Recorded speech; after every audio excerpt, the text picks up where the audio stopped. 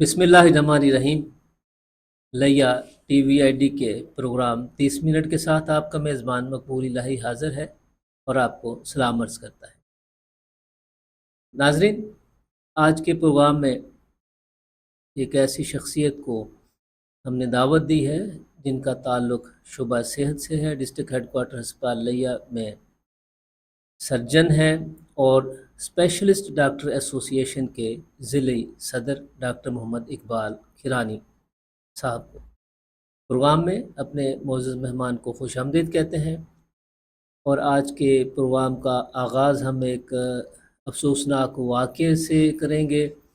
Doctor صاحب، آپ کے نوٹس میں ہے بلکہ ضلع لیا اور ضلع لیا سے باہر بلکہ بیرون ملک بھی ڈاکٹر محمد آصف خان گرمانی صاحب کی ناگہانی ڈیتھ پہ ایک رنج و غم کی کیفیت ہے، اور لیا ٹی وی آپ سے، آپ کی پوری برادری سے اور متاثرہ غمزدہ خاندان سے اظہار تعزیت کرتا ہے۔ ہم چاہیں گے کہ آپ بھی اس بارے میں اپنی رائے کا اظہار فرمائیے۔ بسم اللہ الرحمن الرحیم۔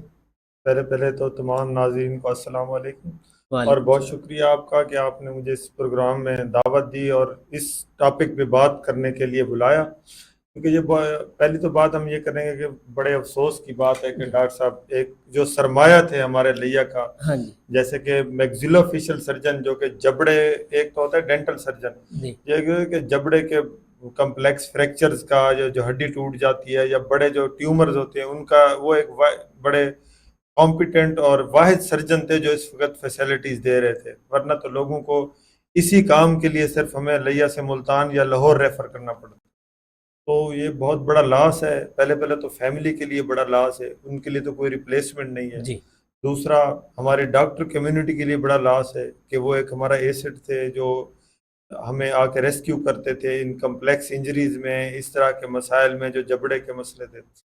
تیسرا، یہ لیا کے لوگوں کے لیے بہت بڑا لاس ہے کہ یہ بیچارے، ان کو اب اس مسئلے کے لیے پھر دوبارہ ملتان یا لاہور جا کے دھکے کھانے پڑیں گے، ٹائم لینا پڑے گا، باہر رہنا پڑے گا۔ جو کام ان کو ان کی دہلیز پہ بہت ہی سستے داموں، ایک وہ مسیحا تھے، وہ یہ بھی نہیں ہے کہ وہ آپریشن کرتے تھے، اور ان کی آپ چارجز دیکھیں تو بہت ہی نومینل چارجز کے ساتھ، جی، واقعی وہ ایک بڑے نوجوان ڈاکٹر اور بڑے سینئر ڈاکٹر، پیشنیٹ تھے بیسیکلی اپنے ہاں جی، اس میں، بلکہ لیا میں اس سیٹ پر تو پوسٹنگ ہی پہلی مرتبہ ہوئی۔ جی اس طرح کا بندہ، ویسے اس طرح کا ٹرینڈ اور کمپیٹنٹ، ماشاءاللہ وہ میو ہاسپٹل سے ٹرینڈ تھے، کنگ ایڈورڈ میں بھی انہوں نے کام کنگ کیا۔ ایڈورڈ میں کام کیا ہوا ہے، جی تو ماشاءاللہ بڑے ٹرینڈ ایکسپیرینس، کیونکہ جو پنجاب کا واحد میگزیلو فیشل سرجری کا جو پہلا سیٹ اپ تھا وہ میو ہاسپٹل اور کنگ ایڈورڈ میڈیکل یونیورسٹی میں تھا، جی تو وہ وہاں سے فارغ التحصیل تھے اور ماشاءاللہ بڑے قابل تھے۔ یہ بہت بڑا نقصان ہے، ہم بھی ان کے فیملی کے غم میں شریک ہیں، اور اللہ تعالیٰ ان کو صبر دے۔ آمین ان آمین۔ کی تو کوئی ریپلیسمنٹ ہی نہیں ہے، ہاں جی، تو بس ہم دعا کر سکتے ہیں۔ یہ بہرحال لیا کے لوگوں کے لیے بڑا نقصان ہے اور ناقابل تلافی ناقابل تلافی نقصان ہے، اس میں کوئی شک نہیں۔ اللہ تبارک و تعالیٰ اللہ تعالیٰ ان کو مرحوم کو جوار رحمت میں جگہ عطا آمین فرمائے، ان کے والدین کو آمین صبر جمیل عطا فرمائے، ان کی آمین فیملی کو صبر جمیل عطا فرمائے، آمین۔ اور اللہ پاک سوائے دعا کے تو اور کچھ بھی کچھ کیا بھی نہیں جا سکتا اس ٹائم، تو وہ اس دنیا سے رخصت ہو گئے نہیں۔ ہیں، ہاں جی، تو وہ اگلے جہان کا بس ہمارے پاس تو ایک ہی ٹول ہے، وہ دعا ہے، دعا ہے۔ تو اللہ تعالیٰ۔ ان کی ڈیتھ کے بعد ان کے ہیلتھ سے ہٹ کر بھی بہت سارے پازیٹیو پہلو سامنے آئے ہیں جی کہ وہ ایک بڑے لٹریری شخصیت تھے۔ بالکل، میں خود میو ہاسپٹل کے دور میں ان سے بڑی پولیٹیکل اور ریلیجیس قسم کی ڈسکشنز بھی رہی ہیں، جی کہ میرے دوست بھی تھے، تو ان میں ایک خوبی یہ تھی کہ وہ بحث کو بحث سمجھ کے کرتے تھے، اور اس میں سے کچھ نکالنے کے لیے کرتے تھے، سیکھنے اور سیکھنے اور سکھانے کے لیے، کہ یہ بحث کوئی پروڈکٹیو بحث ہونی چاہیے، اس میں سے کوئی چیز نکلے، جس کی آج کل ہمارے ہاں ضرورت ہے اور جو ناپید ہو گئی ہیں خاص محفلیں۔ طور پہ جو سیاسی بحث ہے، وہ اس طرح کرتے تھے کہ آپ کو لگتا نہیں تھا کہ جتنی کڑوی بات، جتنا بڑا اختلاف رائے اتنے پیارے انداز میں کرتے تھے کہ آپ کو لگتا تھا کہ شاید میں نے اتنی مشکل بات کر دی ہے تو یہ اوپر سے ریئیکٹ کریں گے یا غصہ کریں گے، ایسا بالکل نہیں تھا. وہ وہی اپنے اسمائلنگ فیس کے ساتھ اسی طرح پیار سے ریئیکٹ کرتے تھے اور پھر لاجیکل ڈسکشن کرتے تھے. اگر آپ ان کو کوئی لاجیکل جواب دیتے تھے تو وہ مان لیتے تھے کہ آپ ٹھیک کہہ رہے ہیں، میں غلط کہہ رہا ہوں. حالانکہ اب ہمارے پاس تو یہاں ایسا ہے کہ صحیح بات ہے، جو کہے کہ میں سچا ہوں، باقی سارے جھوٹے ہیں. دوسرے کی رائے کا نہیں اسے قبول کرنا بڑا مشکل ہو جاتا ہے. باہر یہ ایک بہت بڑا نقصان بہت ہے، بڑا یہ نقصان بڑا ہے. سانحہ ہے. بڑے ڈاکٹر صاحب یہ سانحہ بلکہ ہر سانحہ اور ہر واقعہ اپنے پیچھے بہت سارے سبق چھوڑ جاتا ہے. بالکل. اس واقعے کے بعد ہیلتھ ڈپارٹمنٹ نے کیا سیکھا ہے؟ مطلب ہمارے لیے تو پہلے بھی یہ ہمارے لیے یہ روز ہم دیکھتے ہیں کہ خاص طور پہ جو ہمارے پاس یہ نیورو سرجیکل ٹراما کے پیشنٹ ہیں، نیورو سرجری کا مریض ہے، وہ آتے ہیں، ہم ان کا سی ٹی اسکین کی سہولت ڈی ایچ کیو میں موجود ہے، سی ٹی اسکین کرواتے ہیں، ہمیں لگتا ہے کہ اب اس کو آپریشن کی ضرورت ہے جی، تو ہم اسی سیریس حالت میں مریض کو ہمیں ریفر کرنا پڑتا ہے، کیونکہ ہمارے پاس فیسلٹیز یہاں پہ نہیں ہے نیورو سرجری یا ٹراما سینٹر کی پراپر، جسے ٹراما سینٹر کہتے ہیں. تو وہ جو آپ کو ملتان کے راستے کا پتہ ہے، تو وہ اس ایمبولینس کے دھکے کھاتے کھاتے زیادہ تر لوگ یا تو راستے میں فوت ہو جاتے ہیں یا ادھر جا کے ان کی کنڈیشن اتنی سیریس ہو جاتی ہے کہ وہاں پہ پھر وہ علاج کا اس طرح فائدہ نہیں ہوتا. اب میں آپ کو ایک اور بات بتاؤں کہ اس طرح کے مریضوں میں ایک چیز ہمارے میڈیکل میں ٹرم یوز ہوتی ہے، گولڈن آر. اس میں ہوتا ہے کہ وقت سب سے قیمتی شے ہے. زخمی ہونے کے بعد سب سے قیمتی چیز وقت ہوتا ہے کہ اگر مریض جلدی ایسی ہسپتال میں پہنچ جائے جہاں پہ ساری فیسلٹیز ہوں اور اس کا آپریشن ہو جائے تو وہ مریض 90% پیشنٹ بھی بہتر ہو جاتے ہیں. لیکن جب اتنا وقت گزر جائے کہ مریض پہلے ٹی ایچ کیو آتا ہے، ٹی ایچ کیو سے پھر ڈی ایچ کیو آتا ہے، سی ٹی اسکین ہوتا ہے، یہاں سے ریفر ہوتا ہے، ملتان جاتا ہے، پھر آپ کو پتہ ہے کہ نشتر کے کیا حالات ہیں. جی، پورا ساؤتھ پنجاب ڈرین کرتا ہے اور وہاں پہ رش ہی اتنا ہے کہ وہ پیشنٹ اس لائن میں لگتا ہے تو 6-8 گھنٹے اور گزر جاتے ہیں. 6-8 گھنٹے یہاں گزرتے ہیں اور 6-8 گھنٹے ادھر گزر جاتے ہیں. 12 گھنٹے کے بعد وہ کنڈیشن اس کی نہیں رہتی. تو میں میو ہاسپٹل میں رہا ہوں، مجھے یاد ہے ساری چیزیں. ہیڈ انجری کا پیشنٹ آتا تھا، ٹراما جو سر پہ چوٹ لگی ہوئی ہے، ہم سٹی کرا کے فوراً نیورو سرجری والے ڈاکٹر کو، اور ایسی کچھ مسائل ہیں جو اسی وقت آپریٹ ہو جائیں تو بالکل مریض ٹھیک ہو جاتا ہے. تو وہ ہم بھیجتے تھے، ساتھ ہی اوٹی تھا، وہ شفٹ کرا کے آپریٹ کر دیتے تھے اور ریکوری بڑی اچھی تھی. لیکن لیا کے لوگ اس معاملے میں بدقسمت ہیں. ہم لوگ بہت دور پنجاب کا ایک طرح کے کونے والا ضلع ہے جی، اور بڑی یہ مسئلہ ہے. ڈاکٹر صاحب راول پنڈی سے ملتان تک کوئی میڈیکل کالج نہیں ہے. بالکل ایسے ہی ہے. یہاں کے فگر بکھر کے اعداد و شمار، حتیٰ کہ ڈی خان تک کے پیشنٹ ملتان جاتے ہیں. کیا لیا کا یہ مطالبہ، لیا کے میڈیا اور لیا کے شہریوں کو یہ مطالبہ کہ لیا میں میڈیکل کالج ہونا چاہیے، یہ کبھی یہ خواب شرمندہ تعبیر ہوگا؟ دیکھیں، ٹرشری کیئر ہاسپٹل ہے جس کے ساتھ میڈیکل کالج کے ساتھ ہی ممکن ہوتا ہے نا. ٹرشری کیئر ہاسپٹل، یہ جو ہمارے ڈی ایچ کیوز ہیں یہ سیکنڈری کیئر میں آتے ہیں. مطلب اس سے ایک لیول آگے جو ٹرشری کیئر ہاسپٹل ہے وہ بہت ضروری ہے. اس کی وجہ کیا ہے کہ لیا کو کسی بھی نیئرسٹ ٹرشری کیئر ہاسپٹل جانے کے لیے 2.5 گھنٹے کا سفر چاہیے جی. شاید پنجاب کے بہت ایسے کم ڈسٹرکٹس ہیں جن کا اتنا فاصلہ ہو. یہ 2 لیا اور بکھر 2 ڈسٹرکٹس ہیں جن کا یہ مسئلہ ہے. ہمارے ساتھ ادھر کوئی کمیونیکیشن نہیں ہے. دریا سندھ ہے، ادھر ڈی جی خاں ہے یا ملتان ہے، یا پھر ہمیں فیصل آباد پڑتا ہے یا راول پنڈی ہے، وہ بھی زیادہ ہے، وہ بہت دور ہیں، وہ بہت دور ہیں. تو ہمیں ٹرشری کیئر ہاسپٹل اور ٹرشری کیئر کی سہولیات اور صحت کی وہ سہولیات جو ایک میڈیکل کالج لے کے آتا ہے وہ ہمیں لیا میں ضروری ہیں. اس کے بغیر یہ ہمارے جوان، ہمارے بہن، ہمارے بھائی، ہمارے سارے یہ اسی طرح راستے میں مرتے رہیں گے اور ہم لوگ تماشائی بنے رہیں گے. ڈاکٹر آصف گرمانی صاحب کی ڈیتھ کے بعد تو ہیلتھ ڈپارٹمنٹ کو خود بھی احساس ہوا ہوگا کہ جی اگر یہاں علاج معالجے کی سہولت ہوتی تو شاید ان کی زندگی بچائی جا سکتی تھی. ہمیں بالکل پہلے بھی ہمیں احساس تھا، اس کے بعد شدت سے احساس ہوا کہ یہ اتنا بڑا مسئلہ تھا. اچھا، اس دن وہ ہمارے نیورو سرجن ہیں ڈاکٹر عدنان قاسم، وہ موجود تھے. انہوں نے اپنی جان پہ رسک لیتے ہوئے ان کو آپریٹ بھی کیا جی. اور اس کے بعد ہم نے ان کو آئی سی یو میں رکھا، لیکن ان کی کیونکہ فیملی کا ڈیسیژن تھا کہ ہم نے ان کو لاہور شفٹ کرنا ہے، کیونکہ صاحب زیر اس کے بعد ان کو پراپر نیورو سرجیکل یونٹ میں ہی شفٹ کرنا چاہیے تھا، تو ڈی ایچ کیو میں تو ہم نے بڑی ایکسٹرا ایفرٹ کر کے ان کی رات کو لائف سیو کی. تو پھر صبح ہم نے کوشش کی کہ ان کے لیے ایئر ایمبولینس کا بندوبست کیا جائے، تو ہمیں پتہ چلا کہ لیا میں وہ سہولت موجود نہیں ہے. تو ہماری یہ بھی درخواست ہے وزیر اعلیٰ صاحبہ سے، مریم نواز سے، یا جو ارباب اختیار ہیں کہ لیا جیسے ہی ڈسٹرکٹس کو تو ایئر ایمبولینس چاہیے. اب ملتان کے ساتھ مظفر گاڑے والے کو تو ایئر ایمبولینس نہیں چاہیے جس نے 1 گھنٹے میں ملتان پہنچ جانا ہے، یا لاہور کے ساتھ قصور یا پتوکی والے کو تو نہیں چاہیے، یا بہاول نگر والے کو جس نے 1-1.5 گھنٹے میں پہنچ جانا ہے بہاولپور، یا ساہیوال والے کے پاس والے کو تو نہیں چاہیے. ہم لیا اور بکھر کے لوگ ہیں جو اس چیز کی جن کو ضرورت ہے، جن کو اب ہمیں ڈاکٹر آصف صاحب کی وہ موٹر وے پہ ان بیچارے کی ڈیتھ ہو گئی، 5.5 گھنٹے کا سفر یہاں سے کیا ہوا تھا، ابھی آدھا گھنٹہ 1 گھنٹہ اور لگنا تھا. اگر ایئر ایمبولینس ہوتی تو ہم یہاں سے پیشنٹ 1-1.5 گھنٹے میں 2 گھنٹے میں ہم ایل جی ایچ شفٹ کرا لیتے. تو شاید اب ہمیں بھی لگتا ہے کہ ویسے تو زندگی موت اللہ کے ہاتھ میں ہے، تو لیکن ہمیں کسک تو رہ جاتی ہے، کسک رہ جاتی ہے کہ شاید جو ریزلٹ ہے وہ مختلف ہو سکتا ہے، اور یہ کسک زندگی بھر ساتھ رہتی ہے. اچھا یہ ایک اور مسئلہ ہے جو عام آدمی ہے نا، وہ اس کو تو ہم یہ کہہ دیتے ہیں کہ اللہ کی مرضی تھی، اور ویسے مرضی بھی اللہ کی ہوتی ہے، لیکن ایز اے میڈیکل پروفیشنل ہمارے ذہن میں یہ بات آتی ہے کہ یار پہلے 1-2-3 سٹیپس ایسے ہیں جو ہمیں کسی کی جان بچانے کے لیے لینے چاہیے، اس کے بعد بندہ کہتا ہے کہ یار اگر اس کے باوجود بھی بہتر نہیں ہو تو چلو اللہ کی مرضی تھی.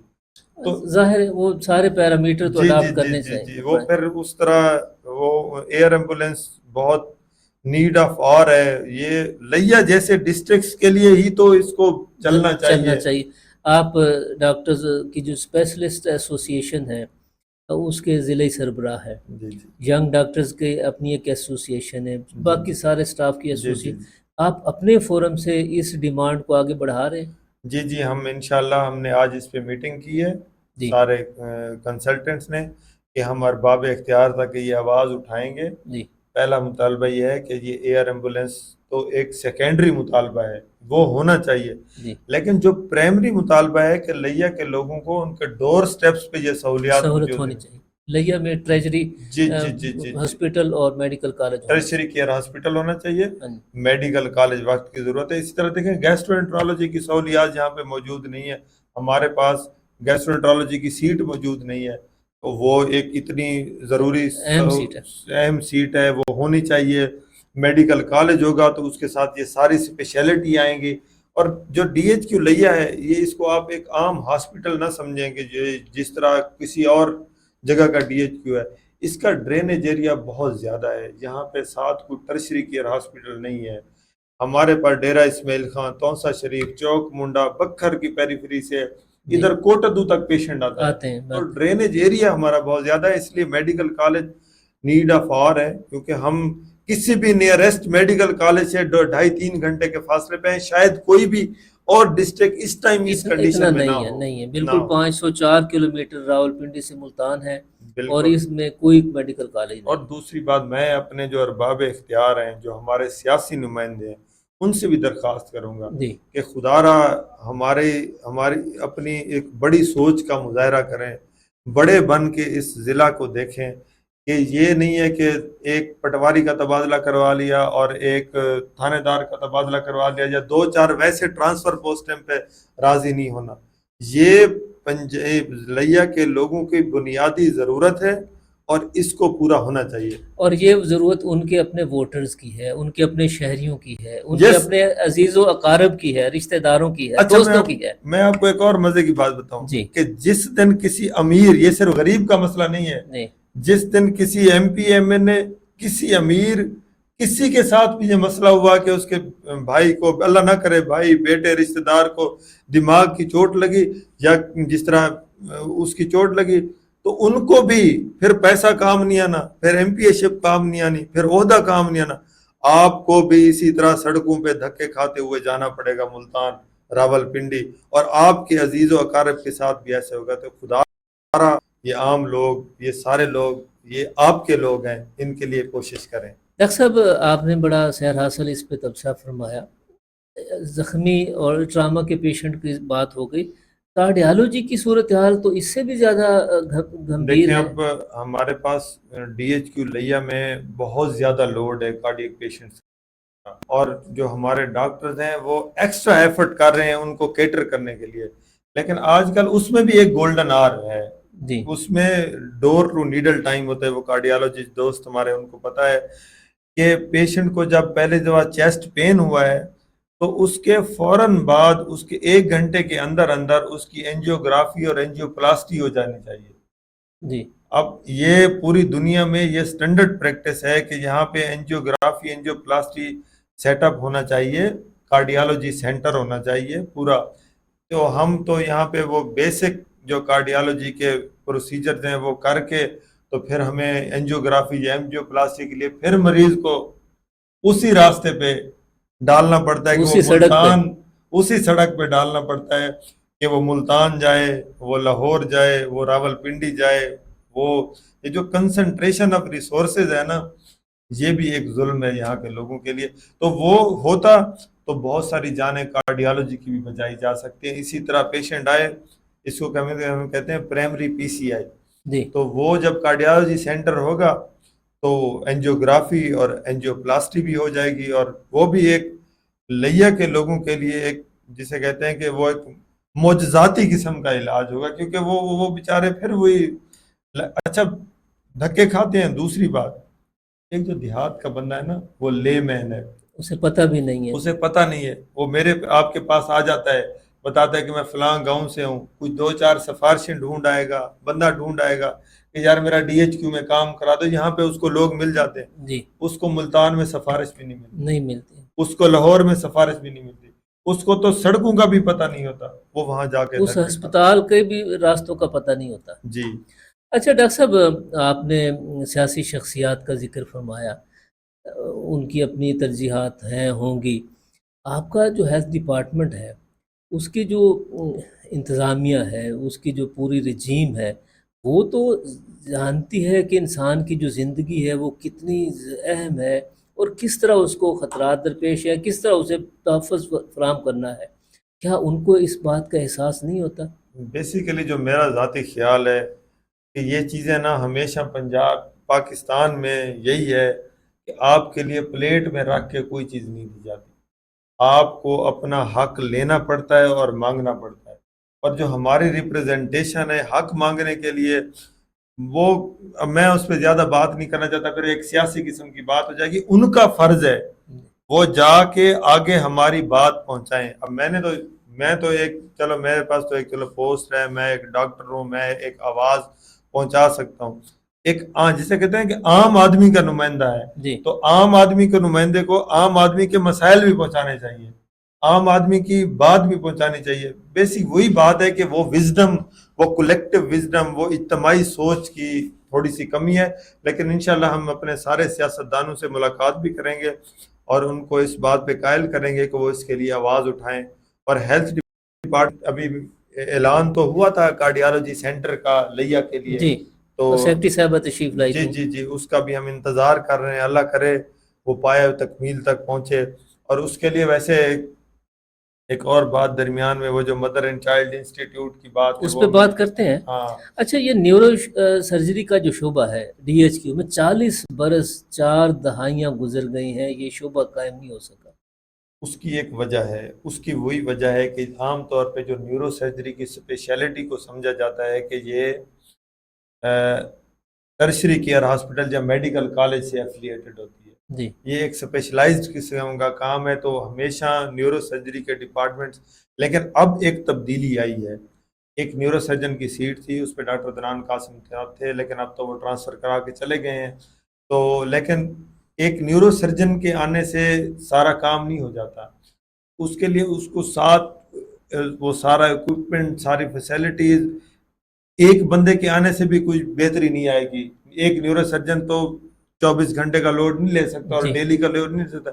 جب پورا ایک یونٹ ہوگا، 3-4 نیورو سرجنز ہوں گے، تو وہ پھر اس طرح پھر ایک ڈپارٹمنٹ چل سکے گا. اس طرح کی ایمرجنسی والا اور سیریس جہاں پہ پیشنٹس ہوتے ہیں تو 3-4 سیٹیں سینکشنز ہوں, پورا ڈپارٹمنٹ بنے, قائم کیا جائے تو اس سے پھر کام ہو سکتا ہے.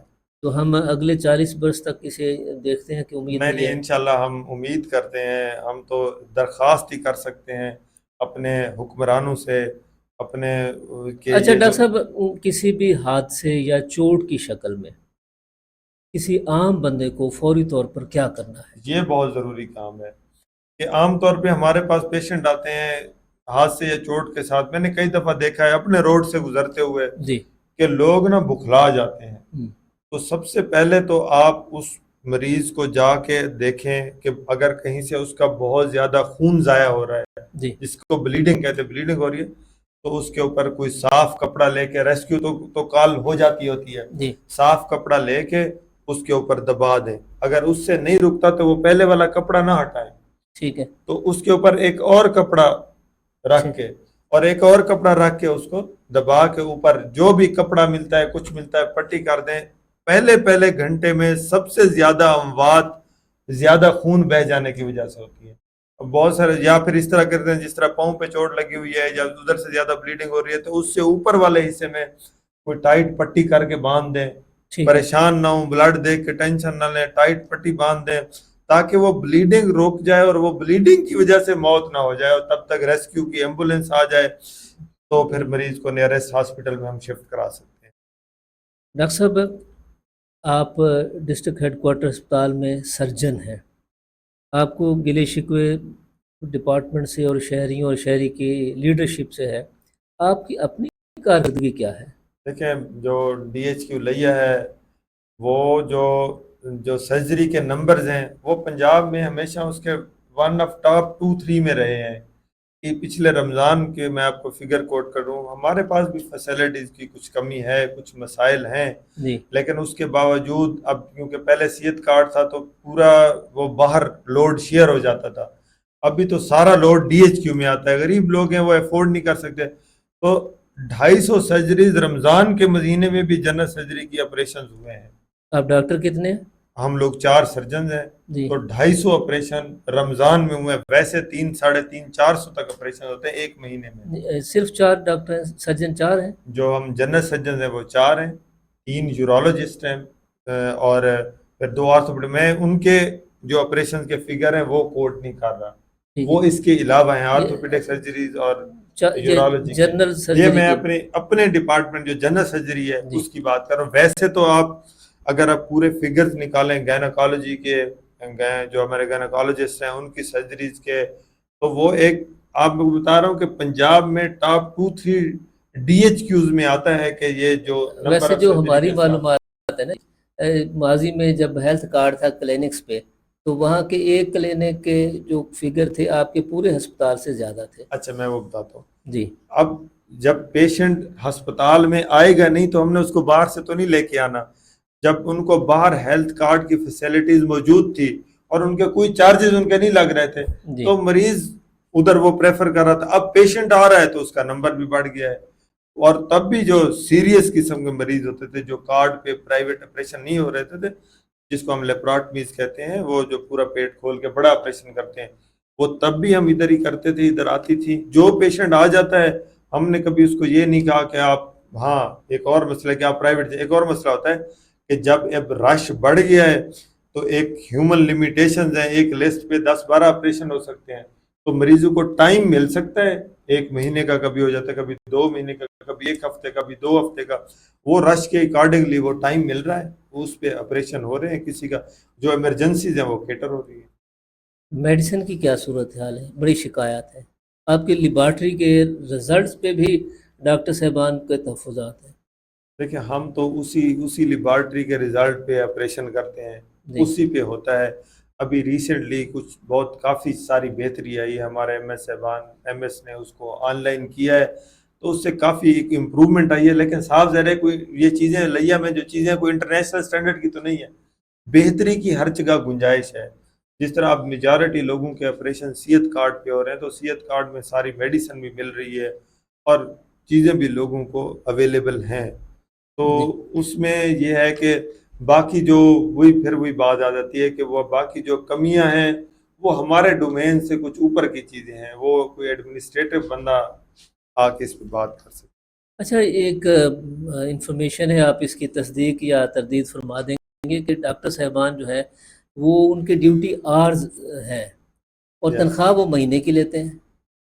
دیکھیں نا، وہ جو مہینے کی تنخواہ ہوتی ہے نا، وہ جی ایک فکس، وہ ایک جیسے جاب ڈسکرپشن ہے، وہ 6 دن کی ڈیوٹی ہے، جی وہ 6 آورس کی، ٹھیک ہے نا، اور ایک چھٹی ہے، تو وہ پورا مہینہ ہی کام کرتے ہیں نا۔ اب میں بتاؤں کہ کل میں سنڈے آن کال تھا، ڈیوٹی پہ تھا، سنڈے میری چھٹی نہیں تھی، میں نے آ کے پیشنٹ بھی دیکھے ہیں اور وہ پیشنٹ ایڈمٹ کیا، ان کا آج دوبارہ آپریشن کیا ہے۔ رات کو وزٹ کرنے کو کا آپ کو اسپیشل الاؤنس بھی ملتا ہے، ہم لوگ مگر کرتے نہیں ہیں۔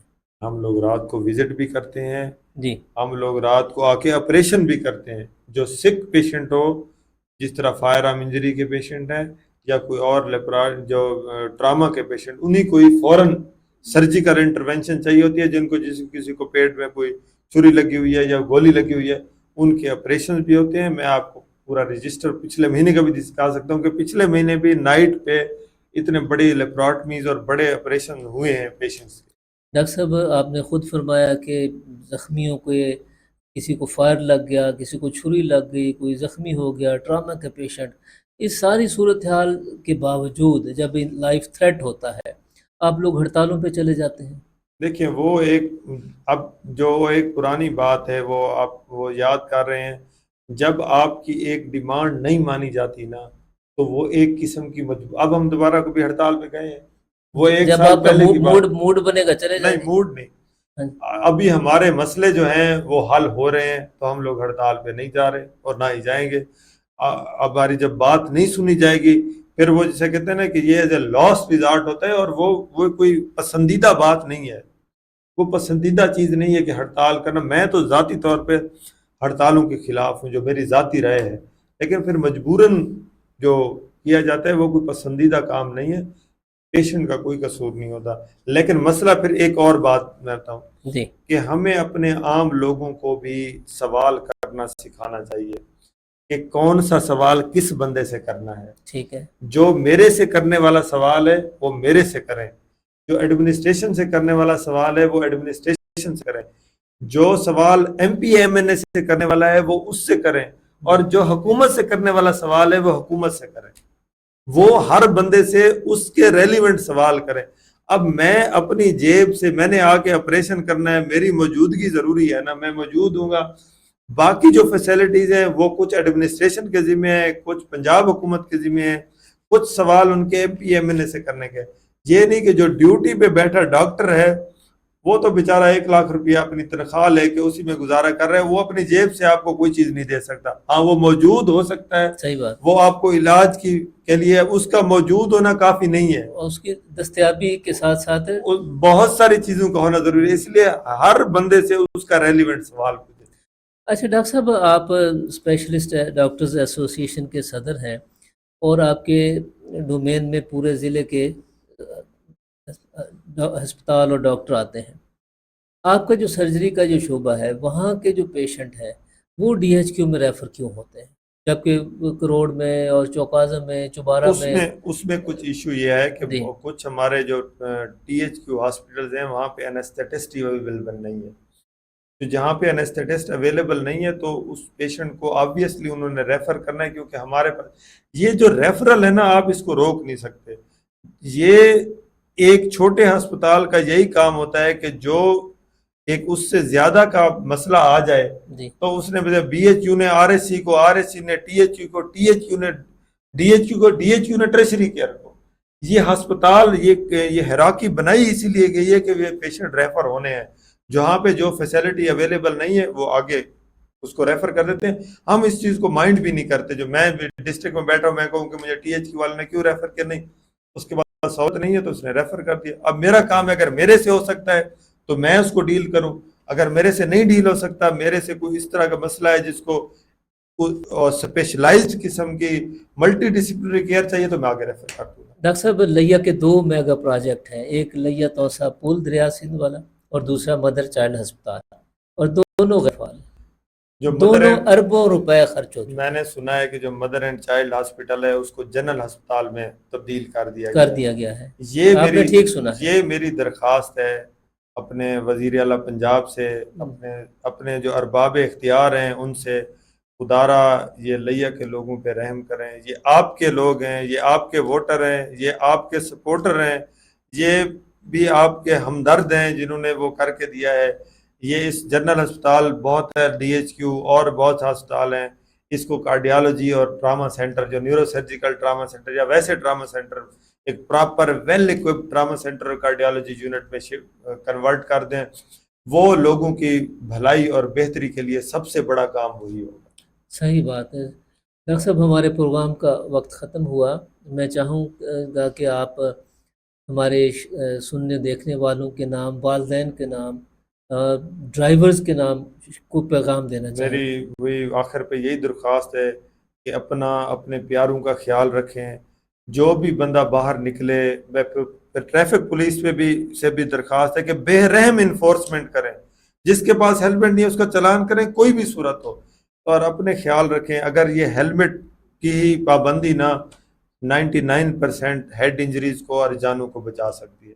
خدا کے لیے سپیڈ لمٹ کا خیال کریں، ٹریفک قوانین کا خیال کریں اور ہیلمٹ پہنیں۔ Thank you. بہت شکریہ ڈاکٹر محمد اقبال کھیلانی صاحب، صدر اسپیشلسٹ ڈاکٹرز ایسوسی ایشن لیا۔ ویورز، ڈاکٹر صاحب آپ سے اپیل کر رہے تھے، اپنے ڈپارٹمنٹ اور حکومت اور عوامی نمائندوں سے بھی درخواست گزار تھے کہ لیا میں میڈیکل کالج کا ہونا انتہائی ضروری ہے، لیا میں کارڈیالوجی سینٹر، نیورو ڈپارٹمنٹ کا ہونا بہت ضروری ہے، لیا کے شہری ہیلمٹ کا استعمال کریں۔ بلا شبہ ہیلمٹ نہ ہونے کی وجہ سے موٹر سائیکل سواروں کو جو ہیڈ انجری ہوتی ہے وہ ناقابل تلافی بن جاتی ہے۔ پھر ٹریولنگ کے دوران جو سفر اور ریسیونگ ہوتی ہے نشتر ہسپتال یا دوسرے ہسپتالوں میں، ٹائم زیادہ ہونے کی وجہ سے پھر زندگی کو ناقابل تلافی نقصان ہوتا ہے اور ہو سکتا ہے۔ یہ پروگرام آپ تک پہنچا رہے تھے پروگرام پروڈیوسر عبدالرحمان فریدی صاحب۔ پروگرام کے اختتام پر ہمیں ہمیشہ کی طرح آپ کی رائے اور کمنٹ کا انتظار رہے گا تاکہ ہم اپنے پروگراموں کو آپ کی آراء کی روشنی میں بہتر کر سکیں۔ پروگرام کے اختتام پر اپنے میزبان مقبول الہی کو اس خواہش اور اس دعا کے ساتھ اجازت دیجیے کہ آپ جہاں بھی ہو اپنے حصے کی شمع روشن رکھیں۔ اللہ نگہبان۔